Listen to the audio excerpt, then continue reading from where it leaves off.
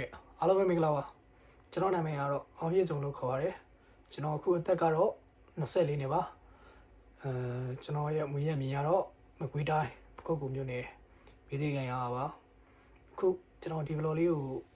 ကြည့်ထောင်ရတဲ့ရည်ရွယ်ချက်ကတော့ကျွန်တော်ဒီအခုကားနဲ့ပတ်သက်တဲ့အကြောင်းအရာတွေကိုကျွန်တော်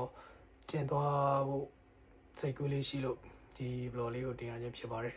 ကျွန်တော်အခုလက်ရှိမှာတော့ကျွန်တော်ဂျပန်နိုင်ငံဒီတိုကျိုမြို့မှာကျွန်တော်လက်ရှိနေထိုင်နေပါတယ်ကျွန်တော်အခုကားကြောင်းလေးကိုလည်းကျွန်တော်ဂျပန်နိုင်ငံတိုကျိုမြို့မှာရှိတဲ့ကားကြောင်းကိုလည်းကျွန်တော်အခု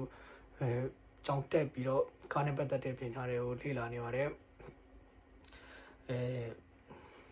ဟုတ်ရဲ့ကျွန်တော်အခုဒီ blog လေးကိုအားလုံးပဲဝိုင်းရံပြီးတော့အောင်လို့ကျွန်တော်မြစ်တာရက်ခံရပါတယ်အားလုံးကျေးဇူးတင်ပါတယ်ခင်ဗျာ bye bye